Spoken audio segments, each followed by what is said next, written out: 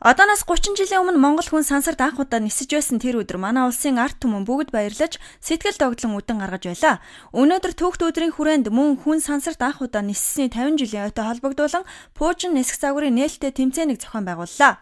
Зохион бүтээгч инженеруудын ур чадвар оюун ухаан сэтгэхүйг шалгасан энэ тэмцээн хамгийн сүүлд 1985 онд явагдаад завсарласан байна.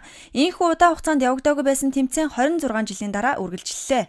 Энэ арга хэмжээг зохион байгуулагчид манай яманд хандсан юм л да. Тэгээд нэгдүгээрт бас Монгол хүн анх сансарт нисний 30 жилийн ой болж байна. Хоёрдугаарт ер нь хүүхэд залуучуудын дунд инженерийн сэтгэлгээг хөгжүүлэхэд ийм төрлийн спорт их нөлөөтэй гэж бид нэр үзээд энэ арга хэмжээг дэмжиж оролцож байгаа.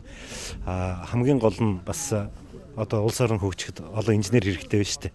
Тэгэхээр зэрэг энэ чиглэлийн дугуулын секцийг хичээлүүлснээр энэ цаашдаа энд суралцсан хүмүүс бол сайн инженерүүд болно байхал гэж үзэж дэмжиж байгаа.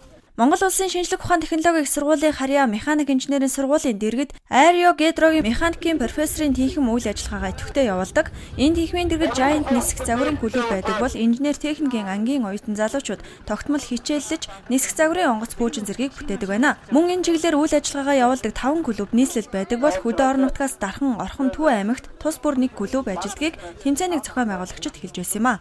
Хуучин спорт их сэргээж байгаа болохоор энэ жилийн тэмцээнд хүмүүсийн ур чадвар туршлага болж өгч байна л да энэ жилийн тэмцээн маань.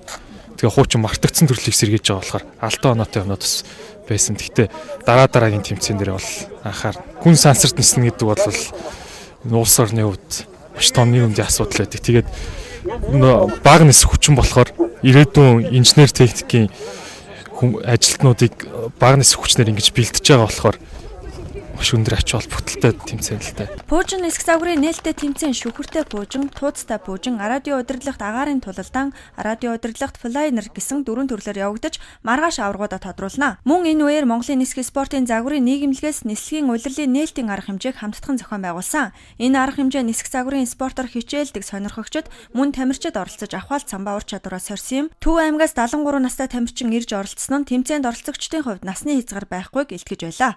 Өвөнүүд 1965 онд Төв аймагт Пуужин загварын дугуйлан анх байгуулсан. Тэгээд тэрнээс хойш 78 оны хүртэл хүүхдүүдийг сургаж Пуужин загварт ажилласан байгаа юм.